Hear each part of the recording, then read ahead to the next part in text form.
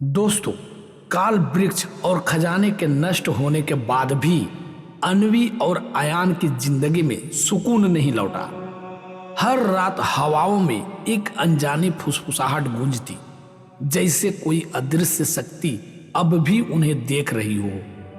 एक दिन आयान ने एक पुरानी किताब में साया के श्राप की असली जड़ का पता लगाया। उसने बताया, यह श्राप सिर्फ काल रक्षक का नहीं है, यह उन निर्दोष आत्माओं का दर्द है जिन्हें अंधकार ने कैद कर लिया है। अगर इस श्राप को हमेशा के लिए खत्म करना है तो हमें उस दर्द को मिटाना होगा। अन्वी समझ गई कि यह आखिरी मौका है। यह लड़ाई सिर्फ साया से नहीं बल्कि उसके डर और उस अंधकार से थी जिसने पूरी पीढ़ी को बांध रखा था। क्या वे इस अंधकार को मिटाकर श्राप को खत्म कर पाएंगे या साया का यह जाल हमेशा के लिए अमर हो जाएगा? सच्चाई और अंधकार की यह अंतिम जंग अब शुरू होने वाली थी। दोस्तों, हमारे साथ बने रहिए, सुनते हैं श्राप का अंत।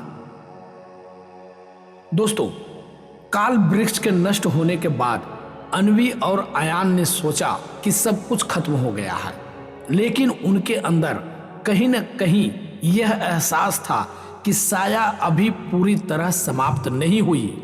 रात के गहरे सन्नाटे में अन्वी को फिर से वही आवाज सुनाई दी, तुमने मुझे रोक दिया, लेकिन मुझे खत्म करना आसान नहीं। तुम्हारा डर मेरी ताकत है। अन्वी ने आयान से कहा, यह श्राप तब तक खत्म नहीं होगा जब तक इसका स्रोत पूरी तरह नष्ट नहीं हो जाता। हमें इसकी जड़ तक जाना होगा। आयान ने पुरानी किताबों में शोध किया और एक चौंकाने वाली सच्चाई का पता लगाया। काल रक्षक का जन्म उस दिन हुआ था जब एक निर्दोष गांव पर अत्याचार किया गया था।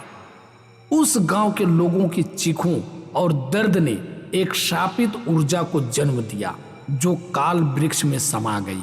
उस श्राप को केवल एक ही चीज खत्म कर सकती थी, निर्दोष आत्माओं की क्षमा और प्रार्थना। अन्वी और आयान उस खंडहर गांव पहुंचे जहां काल रक्षक का श्राप पहली बार जन्मा था। वहां सिर्फ राख और टूटी हुई इमारतें थी, लेकिन जमीन के नीचे से अब भी दर्द भरी चीखें और कराहने की आवाजें आ रही थी। अन्वी ने महसूस किया यह जगह अब भी श्राप के प्रभाव में है। अन्वी ने उस जगह पर दीप जलाए और प्रार्थना शुरू की, लेकिन यह आसान नहीं था। जैसे ही उसने प्रार्थना शुरू की, जमीन हिलने लगी और हवा में एक भयानक चीख गूंजी।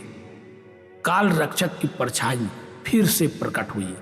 उसने गुस्से में कहा, तुम इस श्राप को खत्म नहीं कर सकती, मैं इस जगह का शासक हूं।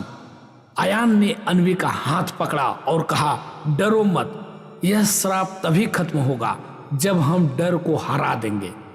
दोनों ने मिलकर अपनी प्रार्थना जारी रखी।